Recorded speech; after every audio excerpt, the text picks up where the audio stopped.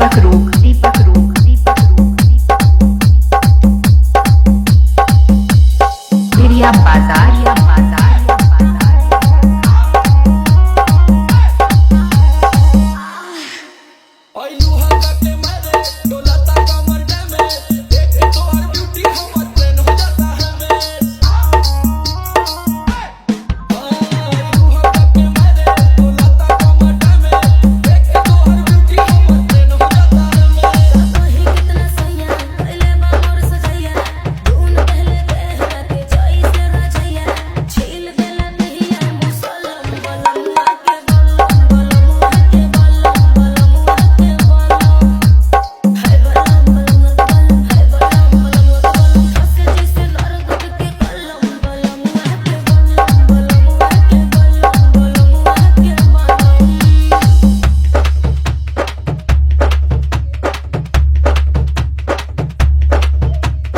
दीपक रूख दीपक रूख दीपक रूख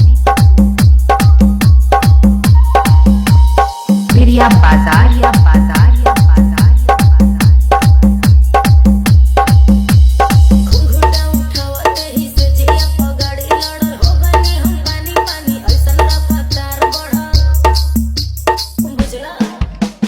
सोचो में बोले अवतार बड़ी मरदा ऊपर से नीचे उड़ा दे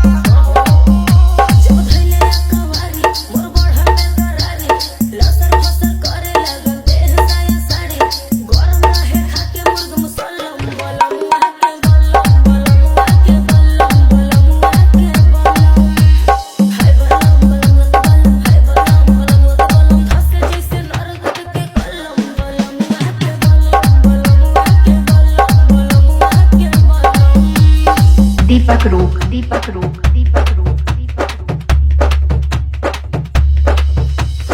बिरिया बाजार या बाजार या बाजार एक बार भइल ना भोरले कई बार गइल नींबू के साइज हमर बढ़ी के अनार भइल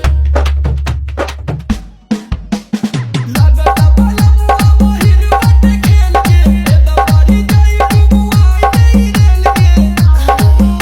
भले भले संछका समर अलग धक्का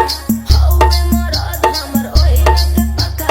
काम नहीं करे कोनो मलहम बलमुआ के बलमुआ के बलमुआ के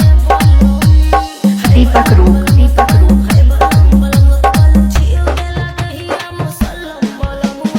बिरिया बाजार या